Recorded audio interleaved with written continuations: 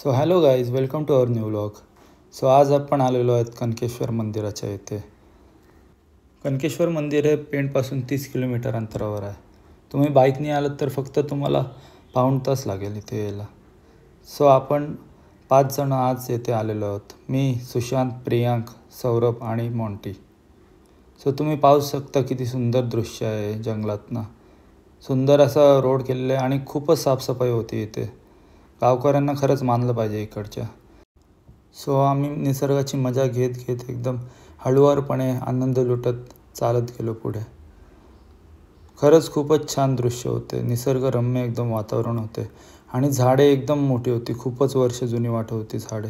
तुम्ही पाहू शकता किती सुंदर विहंगम दृश्य आहे.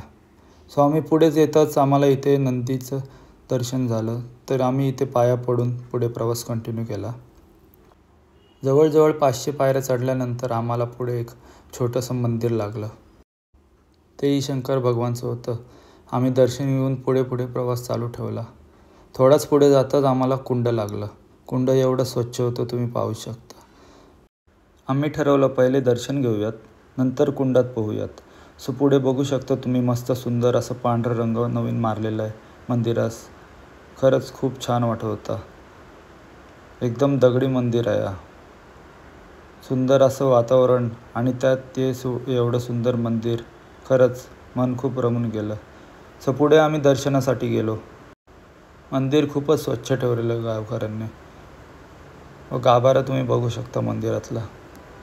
मस्त ओम असं मोठं नाव चांदीचं व खाली शंकराची पिंड. खरंच खूप छान वाटलं दर्शन घेऊन. पुढे आम्ही मंदिराची संरचना बघितली. काळ्या पाषाणाने बांधलेलं हे मंदिर खरंच डोळ्यात सामावून घेण्यासारखं होतं. थोड्याच पुढे एक छोटीशी वाट लागते. इथे कोण जास्त पर्यटक जात नाही, कारण कोणालाही माहितीच नाही इथे जास्त करून. आम्ही सहजच मागच्या वेळी आलो तेव्हा गेलेलो, त्याच्यामुळे आम्हालाही माहिती आहे. इथे नक्की जा तुम्ही, कारण इथे खूप सुंदर असं एक छोटंसं डबकं आहे. खूप क्लिअर वॉटर आहे व त्याच्याच पुढे तुम्ही दृश्य पुढे पाहू शकता किती सुंदर आहे. जवळजवळ 15 ते 20 मिनिटचा अंतर कापून आम्ही त्या जागी पोचलो. तुम्ही बघू शकता हा एकदम टॉप पॉईंट आहे कनकेश्वरचा. त्यात ढगांनी आम्हाला साथ दिली. ढगं तर एकदम डोंगराला एकदम टच करून जात होते व आम्ही लगेच इकडनं निघालो, कारण आम्हाला आवरतच नव्हतं पोहण्यापासून. आम्ही पोहण्याचे वेडेच आहोत एकदम सर्वजण. तुम्ही बघू शकता हा इथे एक मध्यभागी एक कुंड आहे मोठासा. हा पाण्यासाठी यूज केला जातो. याचा पाणी पिण्यासाठी व येथील आजूबाजूचे लोक आहेत ते यूज करतात ह्याचं. छोटी छोटी मंदिरं आहेत इथे बघण्यासारखी. हेच तुम्ही बघू शकता किती सुंदर असं मंदिर आहे. खरंच खूप मेंटेन केलं आहे इथे सर्व मंदिर परिसर. एकदम मन रमून जातो इथे आल्यावर व एक मनाला एक वेगळीच शांतता मिळून जाते. पोहण्याचा मोह काही आम्हाला आवरेनासाच झाला, त्याच्यामुळे आम्ही पटकन गेलो पुढे जात कुंडाचे इथे. कुंड अगदी जवळ आहे एकदम, फक्त 2 मिनटावर आहे. इथे तुम्ही बघू शकता मस्तपैकी एक मूर्ती ठेवलेली होती. कुंड अगदी समोरच आहे. 5 मिनटं फक्त वॉकिंग डिस्टन्स आहे. इथे आल्यावर तुम्ही बघू शकता किती मुलं मजा करत होती. स्वच्छ असं पाणी आहे इथे आणि मस्त जांबा दगडाचं एकदम बांधकाम केलेलं आहे आजूबाजूला. खरंच माझंसुद्धा मन राहिलं नाही, त्याच्यामुळे मी एक मस्त डुबकी घेतली व माझ्या पाठोपाठ सौरभनेसुद्धा एक बॅक जंप मारली. मस्त अशी मजा आली इथे पोहायला. आम्ही खूप दिवस पोहलो नव्हतो, त्याच्यामुळे मस्त असं एक आम्हाला चान्सच भेटला पोहायचा. खरंच खूपच मजा आली इथे आणि पाणी पण एवढं थंड होतं की काय सांगू तुम्हाला. खरंच एकदम चिल वाटलं पाण्यात पोहून. अगदी स्विमिंग पूलची मजा नाही ती इथे आहे. एकदम नॅचरल वॉटर पावसाचं. सो माझा मोहच आवरेना. मी अंडर वॉटर व्हिडिओसाठी गेलो आणि तुम्ही बघू शकता पाणी किती क्लिअर होतं. एकदम शुद्ध पावसाचं पाणी. मस्त पोहत आम्ही मजा लुटत होतो पाण्याची. थंडगार फ्रीजचं पाणी एकदम शुद्ध. मी एक कवर घेतलेली वॉटरप्रूफसाठी, कारण आयफोन हा वॉटर रेजिस्टंट आहे, वॉटरप्रूफ नाही. याची नक्कीच तुम्ही काळजी घ्या.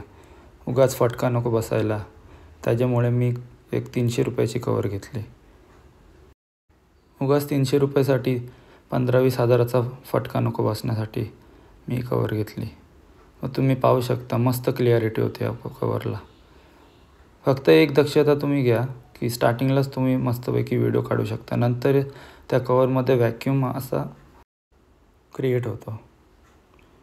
मॉन्टी मस्त बॅक फ्लिप वगैरे मारत होता, सगळीजणं उड्या वगैरे सगळी फुल मजा घेतली आम्ही. एकदम जबरदस्त मजा आली खरंच. एक नंबर अनुभव होता, फुल चिल एकदम. नक्कीच तुम्ही व्हिजिट करा हा स्पॉट. सगळंच काय आहे इथे, मंदिर आहे, नेचर आहे, पोहण्यासाठी कुंड आहे, हिल स्टेशन आहे, अजून काय हवं आहे एखाद्याला फिरण्यासाठी. आणि जवळ पण आहे, अलिबागच्या बीच आहे जवळ 15 मिनटं. मला अंडर वॉटर व्हिडिओ काढायचीच होती, मग ती मी काढूनच राहिलो. बघा तुम्ही, ही तर खूपच छान आली व्हिडिओ. खरंच खूप छान काढली सौरभ चव्हाणने. मस्त अशी मजा घेत आम्ही जवळजवळ 3 तास पोहलो.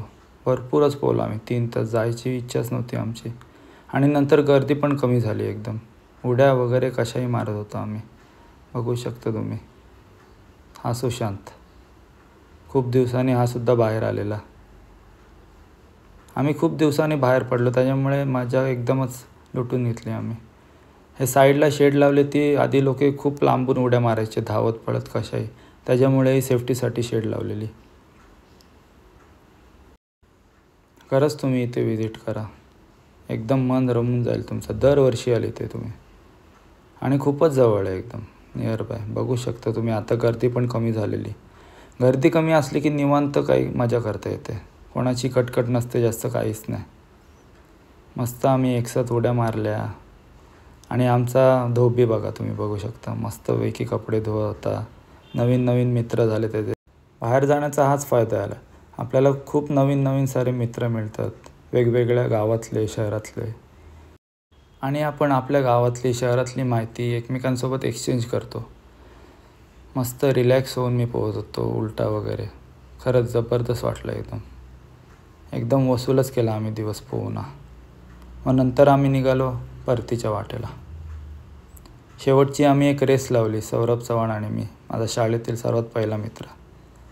रेस ऑफकोर्स मीच जिंकणार, कारण मी एकदम खाडीचा पोहणारा होतो. सौरभ चव्हाणांनी लवकरच हार मानली, त्याच्यामुळे मी सुद्धा स्टॉप झालो. जाण्यासाठी खूपच लेट होत होता, जवळजवळ 5 वाजलेले. त्याच्यामुळे आम्ही परतीचा प्रवासाचा निर्णय घेतला. मग जाताना आम्हाला मस्त एक मिनिएचर धबधबा लागला, तुम्ही बघू शकता आता. हा बघा किती सुंदर वाटत होतं, एकदम शांतता. आणि एकदम थंडगार पाणी होतं एकदम पावसाचं, डायरेक्टली रॉ पाणी होतं एकदम. पुढे गेल्यावर आपल्याला तीच वाट कंटिन्यू करायची होती.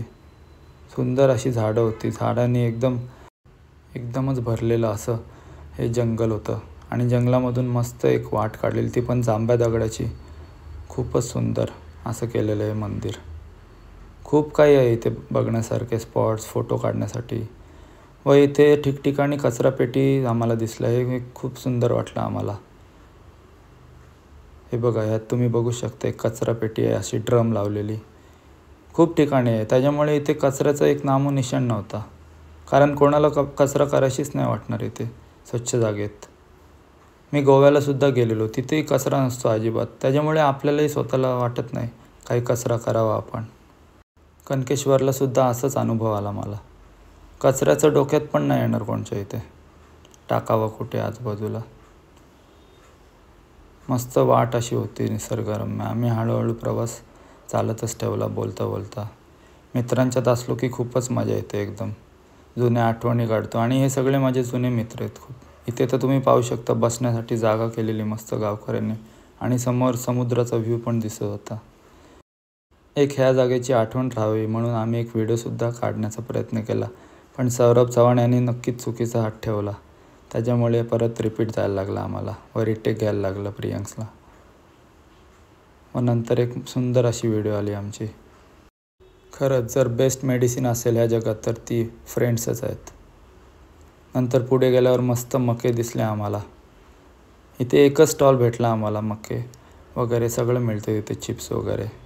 व आम्ही इथूनच चुलीवर भुजलेला मका आम्ही घेतला व समोरचं निसर्ग पण आम्ही एन्जॉय केला. खरंच बेस्ट वाटलं आहे एकदम. गरमागरम मके खाऊन आम्ही पुढे प्रवास चालत ठेवला.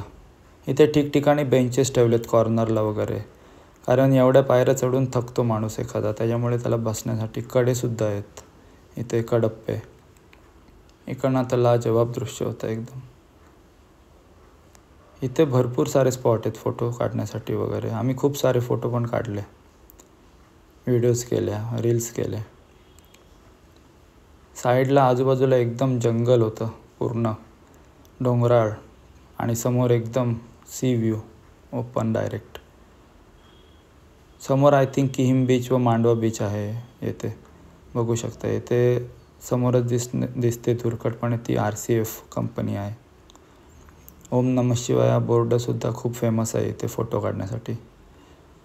भरपूर सारे स्पॉट आहेत आणि जवळजवळ 1.5 तासाचा फक्त चढाई आहे. येताना तर तुम्ही, मला तर वाटते 30 मिनटात रिटर्न याल.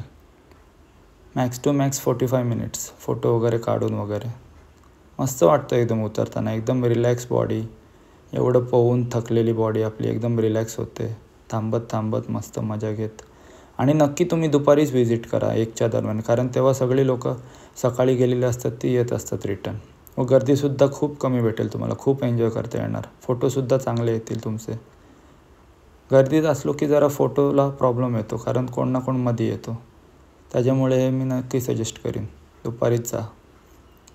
मस्त उतरत उतरत पायऱ्यांची मजा घेत घेत एकदम आम्ही शेवटच्याच टप्प्यात पोचलो आणि शेवटी आम्ही पोचूनच गेलो एकदम. सो काय फ्रेंड्स, कसं वाटलं तुम्हाला हा व्लॉग नक्की मला कमेंटमध्ये कळवा.